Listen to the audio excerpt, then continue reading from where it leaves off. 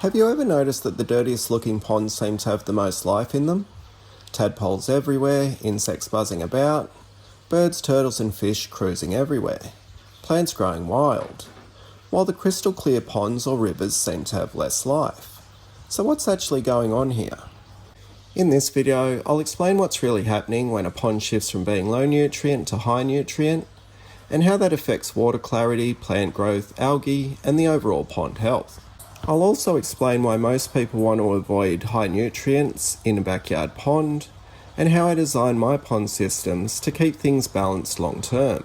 If you don't already know me, my name is Kev, and I help people design and maintain ponds without spending a fortune. If that sounds like something that interests you, you might like to subscribe and check out my website, Ozponds.com. So here's a key idea that most people miss. A pond that looks dirty isn't necessarily unhealthy. In fact, nutrient-rich ponds support huge amounts of life. In ecology, water bodies are often described on a spectrum. Oligotrophic, that's low nutrients, clearer water, and there's often lots of oxygen and water movement. Then there's mesotrophic, and that has moderate nutrients, moderate plant and algae growth. And then there's eutrophic, and that's high nutrients, lots of plant growth and algae, and plenty of biological activity. So when a pond becomes eutrophic, it's basically flooded with nutrients. Fish waste, decaying leaves, uneaten food, maybe soil runoff, fertilizers, you name it. All of that feeds algae, plants, bacteria, insects, and the entire food web. And that's why these dirty ponds often look like they're incredibly alive. So high nutrient ponds are a double-edged sword. You get lots of life, rapid plant growth, and very busy food chains. But you also tend to get green water, sludge becoming thick and smelly, oxygen levels that can crash, and in the worst case situation, fish or animal deaths.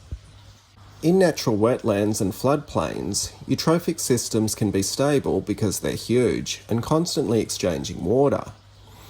In smaller closed backyard pond systems, eutrophication often leads to a system that's unstable and high maintenance. Backyard ponds are smaller, and once it's tipping into an overabundance of nutrients, it tends to create a cycle that speeds up. More plant growth, more algae, more die-off, more nutrients, more growth, round and round it goes. So while a nutrient-rich pond might look more alive, it's usually not what most people want in their backyards, especially if you're aiming for crystal clear open water. Most of us want to stay in that low to medium nutrient range. And this is where design matters, because as a pond drifts towards that high nutrient condition, the nutrients that are going in, they just keep building up and building up and building up, and the pond can't export them. So when you've got things like too many fish, you're overfeeding, you've got leaves and organic debris breaking down inside the pond, you've got no removal of the waste, and there's not enough biological processing area, there's probably also a lack of water movement and oxygen exchange. All of that starts to push the system towards a nutrient overload. So on the flip side, a pond stays clearer when floating debris is removed before it sinks. I like to use skimmers or large intake bays in my ponds. These collect solids before they sink in the pond, and they also facilitate a good flow throughout the system. In the design, we also want to incorporate dedicated areas for biological activity that purify the water, things like good bacteria, algae and tiny organisms. I like to use bog filters, and when the skimmer or intake bay sends water to the bog filter, it sends oxygen-rich water there, and that helps the biological activity take place. We can also use plants strategically to take up nutrients. We can add them to the bog filter, and now we have a mini wetland included in our filter design. I also like to add in marginal plants. These soak up nutrients from the water, they release oxygen into the substrate via their roots, they don't choke up the pond with plant growth, and being on the margins, they're easy to cut back or thin out when needed. And lastly, we want to be able to export the buildup of nutrient and sediment. So when I design my bog filters, intake bays or skimmers, it's done in a way that allows for easy cleaning. A way I can easily access pumps and remove the sediment that builds up in the filters. When designed with all this in mind, I found these systems really easy to maintain, they're easy to build, and they're cheaper than traditional systems and they're also a joy to interact with. So every pond I build follows these same basic principles, and that's the system I've put together in my Pond Formulas blueprint. It's not about copying my ponds, it's about understanding the thinking behind it so you can apply the same logic to your own setup. The system's been put to use in lots of different ponds around the world, and it can be used to make an existing pond better. I love seeing what everyone's creating in their own yards. Filtering water's pretty easy once you understand the basics. And if you're interested, you can find the step-by-step guide on the Ozponds website.